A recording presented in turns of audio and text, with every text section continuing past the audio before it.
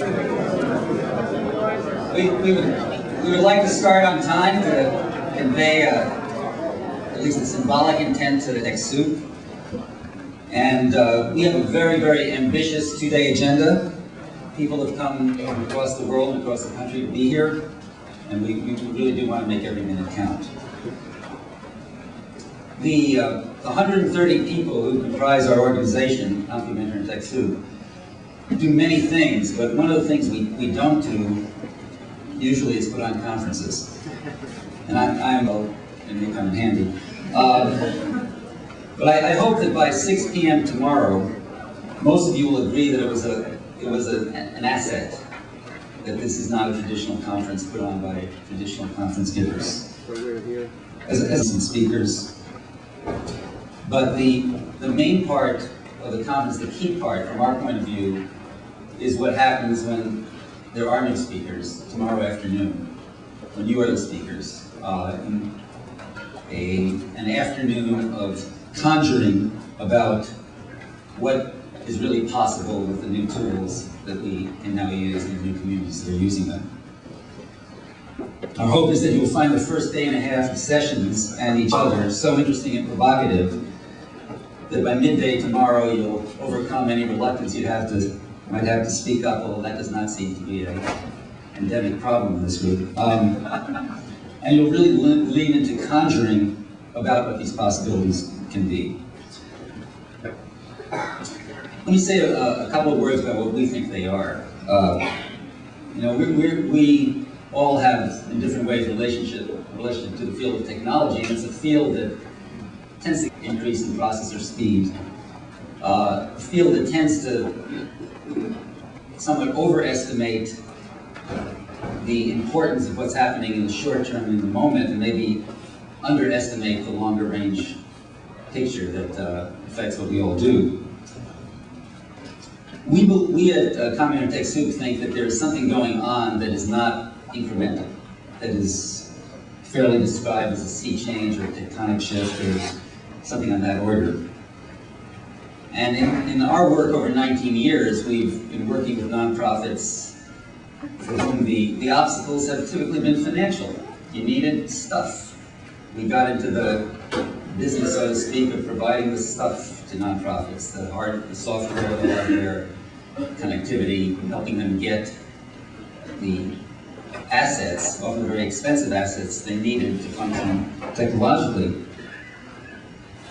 And what we think is going on now is that the emphasis has moved away from stuff and in the direction of people.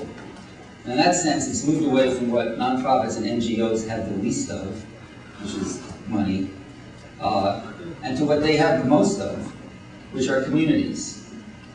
And that this presents an opportunity for us all to use technology in really transformative ways. We finally have a chance for our organizations and our communities to stop getting the leftovers, so to speak, and move to the front of the table. So our fundamental premise is really quite simple. What if human resources could be mobilized with the help of new web-based forms of communication interaction to do things like fight AIDS, end world hunger, end genocide, militate for peace? It's a wacky notion, quixotic, utopian. It's almost as nuts as the notion that a small handful of people could, in a few years, instigate and implement an online competitor to the Encyclopedia Britannica and all the billions that have gone into it over the years, as if anything like that could ever happen. We've tried very hard to not use the phrase Web 2.0 about this conference, and not solely in order to avoid being sued for copyright infringement. Web 2.0 is an engaging enough buzzword. It's suitable for Newsweekly scoops about the old new thing.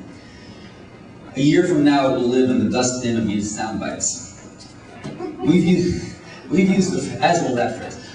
We've used the phrase social web because that signifies to us something that will last, the adaptation of technological tools for human communication, interaction, and activism.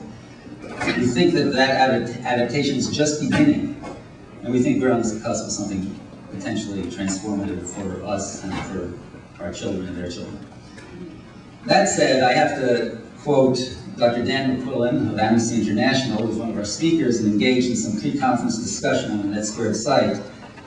And Dan wrote, "It's about matching the social network side of Web 2.0 to the task of building a movement of activists. We don't yet know what this will look like, except that it will be different." And I think that pretty much nails it. This conference is about imagining what that difference can consist of and making it so. It's about reaching across sectors to imagine change and then using tools to follow through. And we're going to encourage you at every point of the way to think about specific actions you can take, to commit to those actions, and then we're going to try to hold your toes to the fire to make good on that through the ongoing Netsquared project. It might be of interest to think of who's in the room. There are what I see as 7 different sectors participating in this conference. So, in no particular order of priority, there are philanthropists here. There's a significant international NGO presence. There's a very large American nonprofit presence, and we've tried our best to make sure that the people who came from American nonprofits are not necessarily the EDs, but are the people within those organizations who are making change with new tools and are leading that charge. And one of the goals of this conference is to give those people a place at the table within. There are folks from what might be called infratech companies, the big companies that make their web services companies. There are, for lack of a better phrase, I'll call them digerati. And we have a large representation of the community that we're very proud to be part of, the helper community, something called NTAPs, Nonprofit Technology Assistance Providers. The trade association of that community is N10, which we're a very proud member, and my co-CEO, Phil Ferrante-Roseberry, serves on this board. And this is one of our great assets, we think, in this ongoing effort.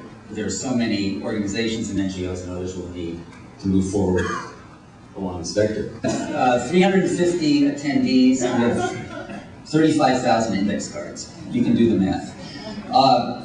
The point of these cards is that at any point when you identify an action item, something that you're going to do, something you think we should do, or something you think is a great idea for someone else to do, just write it down. And there are bulletin boards all around. Just stick it on a bulletin board. We will take the role of collating, amassing, and trying to make good on some of those ideas, and as many of those ideas as possible. But the making good, of course, is up to you. We'll be the reporter. And so, time up, and we're off to the race.